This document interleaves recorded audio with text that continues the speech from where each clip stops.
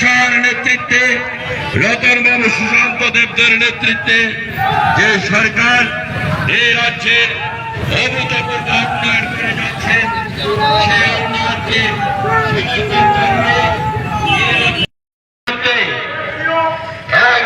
জামাত যুব মোর্চার সন্তান রাজপথ কাঁপিয়ে জিন্দাবাদ, জয় হিন্দ, জয় হিন্দুস্তান। সবাইকে আবার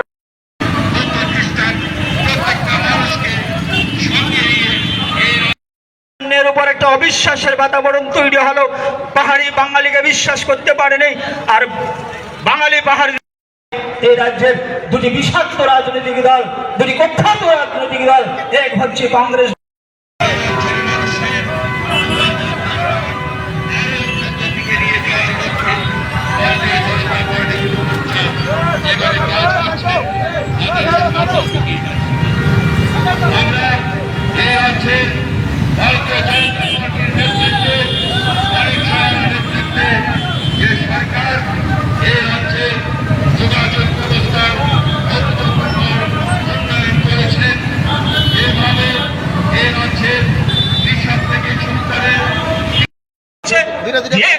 শ্রেষ্ঠ ত্রিপুরা ঘটনার লক্ষ্য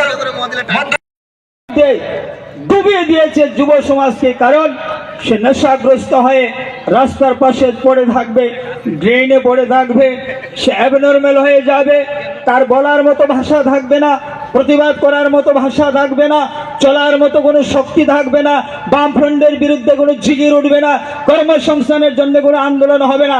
কারণ সে তো নেশাগ্রস্ত হয়ে পড়ে আছে।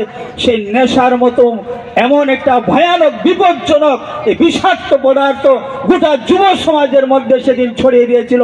তাই আজকে সেই নব যুব যাত্রার মধ্য দিয়ে ভারতীয় জনতা পার্টির যুব মোর্চা আজকে সেই শপথ গ্রহণ করছে, আজকে সেই অভিযান শুরু করছে বাইক র্যালির মাধ্যমে। নেশা মুক্ত ত্রিপুরা, ড্রাগস ফ্রি ত্রিপুরা, সেই লক্ষ্য নিয়ে আজকে যুব মোর্চা এগিয়ে যাচ্ছে। যেটা সর্বনাশ করেছিল ওই বামপন্থী দলের সরকার তথা বামফ্রন্টের সংগঠন, যেটা নেশার মাধ্যমে যুব সমাজকে ধ্বংস করার একটা পরিকল্পনা নিয়েছিল। এখানে শেষ নয় বন্ধুরা।